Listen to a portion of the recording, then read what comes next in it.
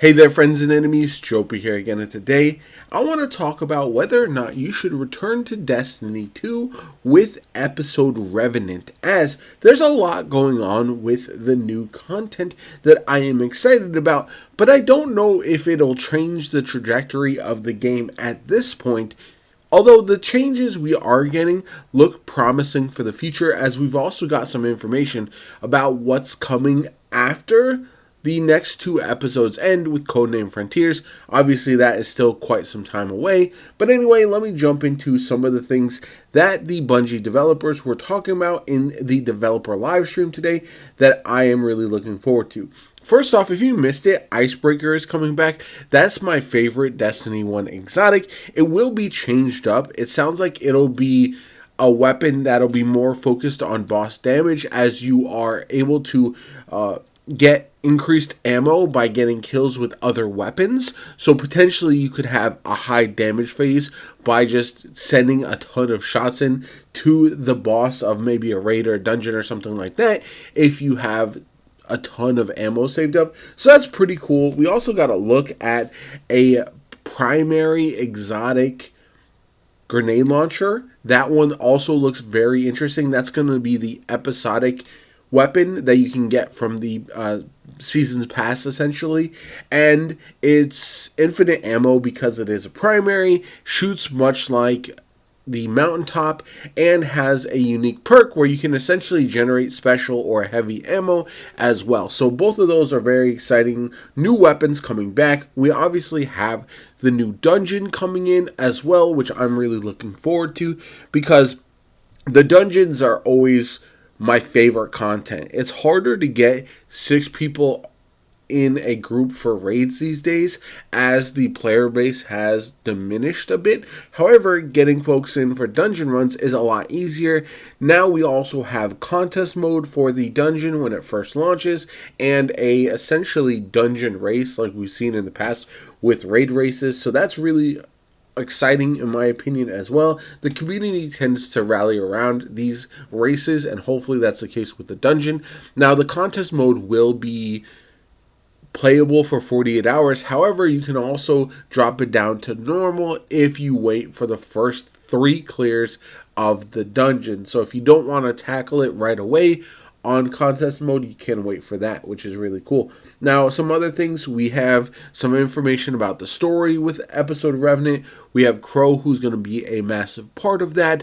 There's also Mithrax, and Fickrel is a returning enemy. So a little bit of a downer there that they are reusing this enemy, but I do understand. It's nice to see the Scorn back in. We also have some Shadow Legion enemies coming as well, which I think is going to be just fine ultimately. We'll see how the story plays out. I thought the episode Echo story was a bit lackluster, and I hope that changes. I'm actually looking more forward to the Codename Frontiers, the 2 times a year mini expansion, not really mini, but half expansions essentially, because that is going to be, in my opinion, a much better story delivery device, as they can pack all the stuff that we get in seasons and in the expansion into those 2 updates, instead of having all of this storyline spread out over the course of time. Keep in mind as well, we have obviously lots of buffs and everything, and nerfs potentially coming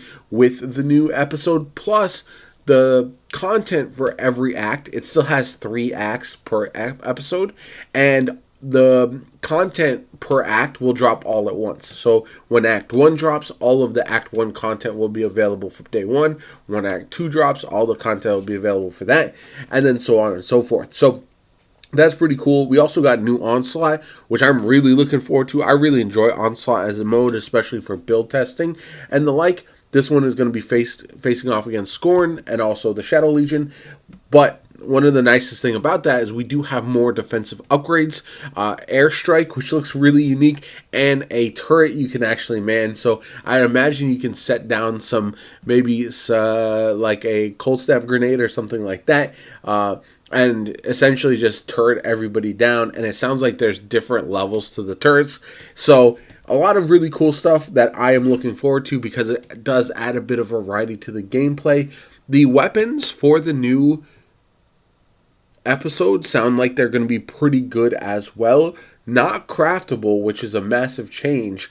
And I don't mind that necessarily. It does feel like if you are doing the expert version of Onslaught and the full 50 waves, you will get a ton of drops, including drops of the new episodic weapons that have double perk columns, which I think is really cool and a nice way to do that, especially if you're not going to have crafted weapons. The new seasonal artifact is going to be stasis focused, which I think is a long time coming and something that I'm really looking forward to, because I do feel like stasis has been a bit lackluster for quite some time. We got reward tonics, which now will allow you to kind of customize how you play and what types of rewards you get per activity, which is nice. And then lots of other stuff to look forward to as well, on top of a new shotgun with some interesting perks on it. It looks like a double shot shotgun, essentially. The second horseman, somebody was calling it, which I thought was great. We also have another stasis grenade launcher. I believe that's going to be a legendary as well. So I think all of that really pairs well and really has me looking forward to it. One of the best things we got is there is a new hoverboard that we'll be able to get called the Zerf board, which is absolutely hilarious. This is going to be purchasable with strange coins at Zer, which is awesome, and it will allow more people to get that. So that's really nice. We have some changes to PvP coming. We have a returning strike in Inverted Spire, and a lot of other stuff that are just quality of life changes. And I think that's what this year should be for, to be honest. We know that with the Codename Frontiers expansions, when that starts, we are getting overhauls to a lot of different systems. Armor is completely changing. The way you have armor... the different types, like for example discipline and all that kind of stuff, is going to be changing, making it so those stats on the armor matter more, which I think is good. You're going to have armor set bonuses, something that should have been in the game probably a long time ago, but I'm really excited about that because it reminds me of Gambit Prime and finding the right armor so you can have the right bonus for whatever activities you're taking on. I think that's really exciting. A lot of things changing with the game that I think are ultimately going to be positives, and it's going to take some time for Destiny 2 to get back to what we all want it to be, but I do think it is possible, especially if they fully commit to overhauling the game before they kind of completely change the way we're playing it. So what I mean by that is strikes have been largely forgotten and really kind of irrelevant lately. Gambit, obviously, not really relevant. And so we need a lot of these changes. PvP doesn't feel great at times.